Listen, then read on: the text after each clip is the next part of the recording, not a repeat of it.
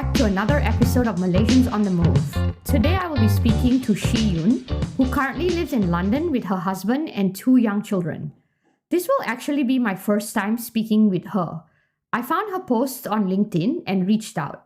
She agreed to come on the podcast, and here we are. Welcome, Shi Yunn. Hi, thanks Yoshnee for having me today. So my name is Shi Yunn. I am currently based in London with my husband and my two kids. They are 3 years old and 6 years old. I grew up from a very, middle class family from Sunway. I went to Lake Hang and then Catholic High School. I'm in the first in my family to attend university. I was very lucky to be given a full scholarship by Maxis to study my undergrad at Imperial College. So after I finished my undergrad, I went back to Maxis where I served my bond. And it was during that time where I was able to pivot into digital marketing and had a really good career experience in the past 10 years. And after 10 years, my last role in Google, I decided to pivot myself again, where I quit a really stable, high-paying job in a big tech, reinvent myself, relocated the whole family to the UK, where I kind of start afresh in a different industry, different role. I want to know a little bit about, you mentioned that you got a Maxis scholarship to do your undergraduate studies. Can you share a little bit about what did you want to study? I think when I was 16 years old, when I was doing my A-levels, I had no idea what I wanted to do. At that time, my results was pretty good. My SPM was pretty good. I managed to get a scholarship from Inti College to do A-level. And during that time, I was very lucky to come across a session by British Council. And I remember that was in KL. I didn't have any family members who studied overseas, so that was my first time just attending that event. And I saw the video. I still remember they showed Cambridge University, Imperial College, UCL, and me sitting there with my brother. I was like, wow, it would be amazing if I can study overseas. And after finishing my A-level, my grades were very good, but financially, I was not able to pursue my to dream to study overseas. So I actually took a gap year where I focused on applying for scholarship. So during that whole year, I was just busy submitting application for scholarship. I think I applied at least to 50 different type of scholarship. Wow. Yeah, I was so close to giving up, and I still remember it was the first year that Maxis offered scholarship. I thought, why not, right? I just gave it a try, and it was almost been a year that I was not studying. I was just focusing on scholarship application. And I thought if I didn't get this scholarship, I would just study at a local university. And I was very lucky that I was given the scholarship. I was one of the 3 recipients of scholarship. So that was a really life-changing moment because it taught me something that if there's a will, there's a way. Yeah. 100%. And you invested, or rather you took the chance. When you look back, it's like I just took 1 year off, and now it's like it didn't really matter. But at the time, I bet you were, very stressed because all your peers are moving on and you are still, looking for the scholarship, or like people may not know what you were actually going through. They were like, oh, Shi Yunn is just taking some time off, but it really paid off, and you went to one of the best universities in the world. So how was it like in Imperial? You mentioned you are the first to, get a bachelor's degree in your family, and also the first to go overseas. Mm-hmm. When you got there, did you feel very out of place, or were you just like so full of ambition and gratefulness that you made it? I think it's a combination of both. I still remember when we bought that first airline ticket. It was my first long haul flight. I've never flew out of Malaysia on a long haul, so I still remember how life-changing it was going there with my parents, my parents' first time in the UK as well.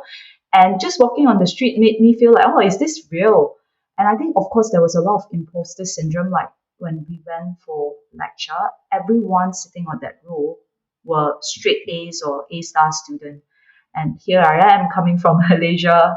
English was not my first language at that point. I have very low confidence in terms of, conversing in English. I think one of the life-changing moments happened when I think I still remember it was my first week in lecture, and this particular lecturer came to me. I was like, "Are you from Malaysia?" And I was like, "How do you know?" And he said, "Because of the way you take instructions." And then it made me realize that, yes, I think, growing up in Asia, an education environment, we were taught to listen all the time and not question and have that, continuously learning attitude.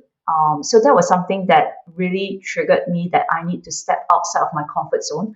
I need to be comfortable and confident in speaking in English. I went the extreme end. I joined debating. Imagine, like, when English was not my first language, I went all the way to the extreme where, I was debating every single week. I went to Oxford Union for debating competition. Of course, it's not, not so much of getting a prize, but more on building my confidence in public speaking. Yeah, and because in order to get better at English, you need to speak it. So Yes, debating is a good platform for you to do that. And you knew that and you yes, seized that opportunity. That's very, very commendable. yes. One thing that happened in the UK at the time was that you met your now husband, Mm. and he is actually from Singapore.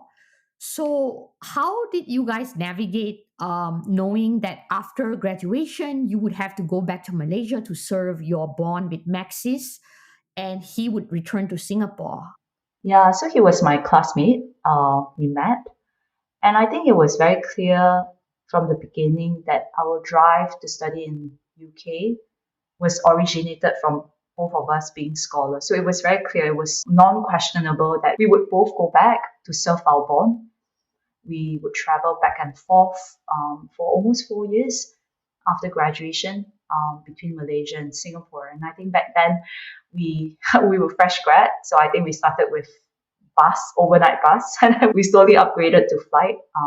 But I think that was something that it was very clear since the beginning that we would both go back to serve our scholarship bond. I think it was just a principle that we both had, which is something that originated from a Chinese saying. It's called 饮水思源. Like when you drink the water, you remember where it's coming from. I think that's something that we hold very dearly, and principle wise, we are pretty aligned. That makes sense. So then you returned to Malaysia, or specifically, you had to serve your bond at Maxis. Mhm. How was that time for you? Obviously, you were, taking overnight buses and flights to meet each other for the Mm. weekends and holidays. But at the time, you were fresh into your career, probably trying to find your footing in what you were Mm. passionate in. So, how was your time then? I still remember because I did chemical engineering. I still remember when I first went back, one of the questions that one of the CMO asked me was, "Why are you here? Did you walk into the wrong building? You're supposed to go to the building next door, which is Petronas Tower." And I said, "No, I'm a scholar. I'm here to serve my bond." So I was very lucky that I enrolled into the Maxis graduate program where I rotated into different departments. I get to see business from very different angle and to see how it all come together. So I was in customer service, retail, call center for 6 months. And then I was 6 months in technology strategy, 6 months in customer analytics, and then the last 6 months I was in digital marketing. So I was very lucky that, throughout that 2 years experience, I was also growing up with Maxis because Maxis was a very pivotal moment at that point. We had a new CEO. It was my first time seeing how a company went through digital transformation in real life. And I saw firsthand, how a CEO came in and transformed the company. And it's not just about transforming the looks and feel. I still remember he spent significant amount of money renovating the company. And I think that point, I saw how he also transformed the working culture. So as a fresh grad, my first job, seeing how this is possible, it was something that I hold very dearly. I see, I see. So, with the rotation program, you were able to get a flavor of digital marketing, Mm, and that was something that interested you. yes. And I think just flashback 10, 15 years ago, nobody really know how to deal with data. I still Yes. remember when I joined Maxis, data was not the main revenue driver. And everyone was like, "Oh, what is this?" It was called OTT, on over the top services. And I think at that time, digital marketing was something really new. I had no experience, but I knew Sulin. So Sulin was a newly hired, head of marketing services, and she came in and she asked, like, after you finish your graduate program, do you want to join our team? I had no experience, but it sounds exciting, and she is someone that I really looked up to. So I started learning all the digital marketing skill sets online. There was a lot of resources available online that I could just finish those courses and kind of like learn on the job itself. And within that 2 years in that team, I was managing the number one pay-as-you-go mobile plan in Malaysia, which is Hotlink, with more than 10 million customers, involved in many marketing events and awards, including I still remember one of the most memorable achievement when I was there, which is part of the larger team where Maxis won the YouTube campaign of the year. That was a really good experience. As a fresh grad, it taught me that it doesn't matter that you don't have the experience. If you are given the opportunity, someone give you the trust. If you have proven yourself that you can learn very quickly, and you have the motivation to pick up skills, through online or through courses, you'll be able to achieve something as well. Yeah. Just for the listeners, Maxis is actually primarily a telecommunications company. Like if you wanted a new phone and you need a phone number, Maxis will be the place that you can get one. But they also diversify to a lot of other areas, right? Like they also are an internet provider. And so with the digital marketing space, you mentioned Hotlink, which is also a telecommunications platform, which Maxis acquired, if I recall, or It was two different business units. So within the consumer business, there's prepaid and postpaid. that's right. Correct. Postpaid is something that you pay on a monthly basis, but prepaid is something that I think it's predominantly in emerging market. It is very popular where you top up as and when you finishes your credit.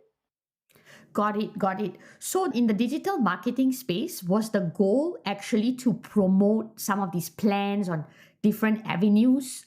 Yes. So using digital marketing channels like Facebook, like Google, LinkedIn, Twitter, to promote some of the new launches that we have, new products that we have. So that was something that at that point it was a shift from offline channel, which is what we see Right. on the radio, TV. It was a different ratio in the past when I first joined, and I saw the shift where digital became the primary channel in terms of driving performance and also, it translates to budget as well. Yes, that makes sense. That was that year, like the early 2010s. We were all shifting to that. Okay. Although you studied chemical engineering, was there any part of you that felt, oh, like I want to be a chemical engineer? I realized that I enjoy the subject, but I didn't quite enjoy the working environment. I had my Yes. internship with Procter and Gamble. It was in the plant.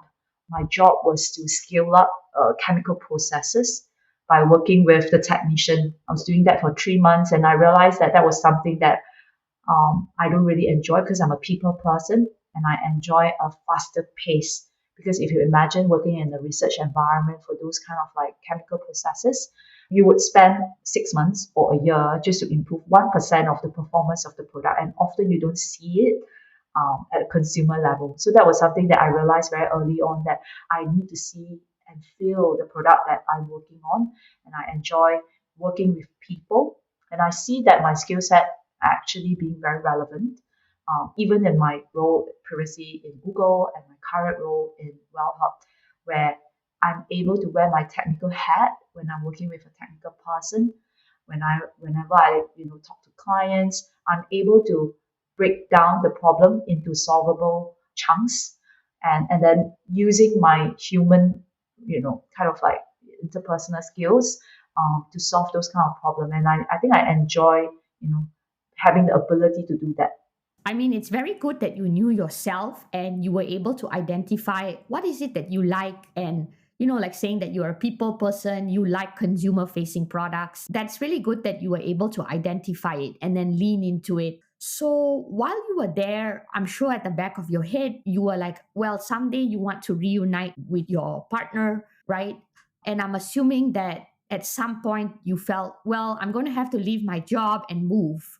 How did you take that? Were you sad? Were you excited? How was that for I you? think it was an eventual um, event. Yeah, Inevitable. inevitable. Like eventually, I had to make the move. In fact, we got married. So I will need to move to Singapore, eventually. And I started looking for a job while working on a job that I really, really like. So I remember when I, found a job, I had to break the news.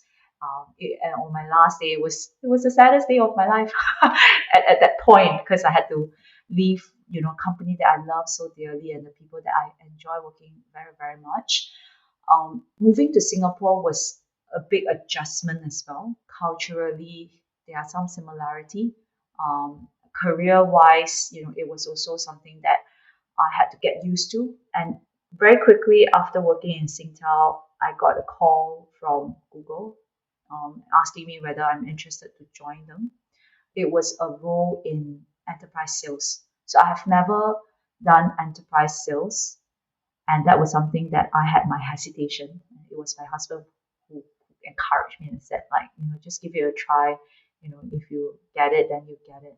So I was very lucky. I got the job after 1 week of interviews. Got it. So then it was another round of you not being very familiar with the domain and you had to learn everything on the job. Yes, yes. So that was something that I had to roll up my sleeves, learning about the ins and outs of sales from a marketing background. So it was a very steep learning curve, and I think before I joined Google, I realized that there was something that was very important for me, and I think that helped me a lot when I joined Google was building my own community. So, after moving to Singapore, I realized that, there wasn't that many community for me to meet people and continue having that mindset of learning what's the latest trend or technology in digital marketing. So I started organizing community event. So I'm one of the co-organizer for one of the largest meetup in Singapore. So it started with just me and another person. And pre-pandemic, we were running that event every month for almost 4 years. And I think we had almost 5,000 active members. So every month we would run Digital Analytics Wednesday meetup at different offices. On average, we have about 100 to 200 attendees, and we had two speakers from different organizations sharing the latest trends on digital marketing or analytics. So it was something that I felt had helped me a lot because it made me realize that you just need to keep learning and keep growing. No matter what role you are in or what company you are in, that mindset is very, very important. Yeah, definitely. So it looks like by the end of 2019 or before COVID, you were very settled in Singapore. Like you had this thriving community, you loved your job, you were growing your family, and then obviously COVID hit. But then you and your family uprooted to the UK. I mean, it's a lot of moves. You've made a lot of moves in your Yes, life. and I'm constantly breaking myself and repivot myself again. I think um, it was actually one of the movies, Pixar movies, that was the one that got me thinking. It was Soul. I'm not sure whether you. Oh, I love that movie, Soul. Yes, That movie was so good. I watched it. Yeah, it came out during COVID, right? yes, and I felt like one of the black shadow. My job in Google, I think I was 5 years into Google at that point. You know, life was good. It was very comfortable, high paying, and the benefits were amazing.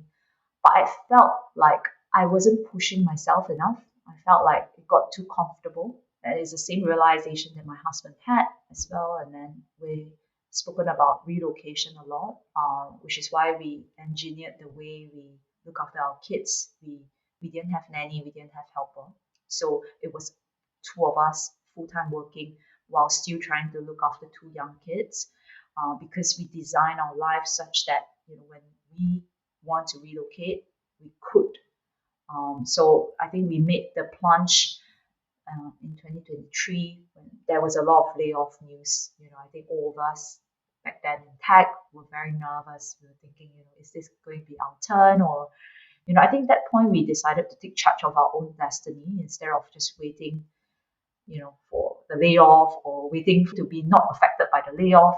we decided to take charge and pivot ourselves. I think, reinventing ourselves outside of big tech was something that I'm quite keen to do because throughout my career, 10 years of career, I've always been working with big names. So it was first Yes. Maxis, everyone knew Maxis in Malaysia. And then Singtel, everyone knew Singtel in Singapore. And then Google. One of my mentor, her name is Joanne. She's also currently ex-Maxis based in UK. She asked me something that was very important in terms of me making that decision to relocate was who is Shi Yunn, without the big names behind you. I think that was a realization that, trying to find out what is my strength, what is my capability, and what I am able to achieve without having any names behind me. If I come across, like if I've come to someone and said, I'm Shi Yunn, without any big brands behind me, am I still able to bring value to you? I think that's something that I realized that, I'm quite keen to actually explore, while I make this move to relocate, reinvent, and pivot myself. Yeah, I think what you said is going to be very relatable to a lot of people that have achieved a lot of success in their early career. Mm. I can relate to that. And I often also feel that after a few years of, doing the same job or working in the same space, I almost feel like I need to challenge myself again. Not necessarily pivot. I mean, not everybody maybe wants to pivot, but just trying something new or going deeper, learning, moving, like it could honestly be anything. In your case, did you guys choose to go to the UK because that was where you guys met and first, became a couple? I think it was down to a few factors. We want to make sure that it's a great family experience as well. Of course, it was between US and the UK, and I think for the family purposes, we decided to go with UK for various reasons. For career perspective, we also realized that like there are certain niche industry that is doing very well in the UK that's not available in APAC. So that's the Yeah. reason why we picked UK. How did you go about finding a new opportunity there? Mm. So I think I put myself out there again. I think that was my second time relocating. Moving from Malaysia to Singapore was difficult. Moving from Singapore to UK was even more difficult. I think especially with 10 years of working experience, with the expectation that I have. I think it was a very humbling experience where I realized that, sometimes it's important to have that beginner mindset, Yeah. and putting myself outside of my comfort zone, just going out and network again, being comfortable with experimental. But now I'm just trying to understand myself, like, designing my career for the next 10 years. What are some of the important elements that I think is crucial for me in the next 10 years, where I want to go, while at the same time still being able to spend time with my family and friends. I think that's also a very important element where I don't want to be just a 100% career focused and driven person. I'm also a mom, right? I have two young kids where I want to be there for them when they are growing up. So trying to strike that balance, trying to find a company that empowers family friendly kind of like environment was very, very important. And I was very lucky that I came across WellHub.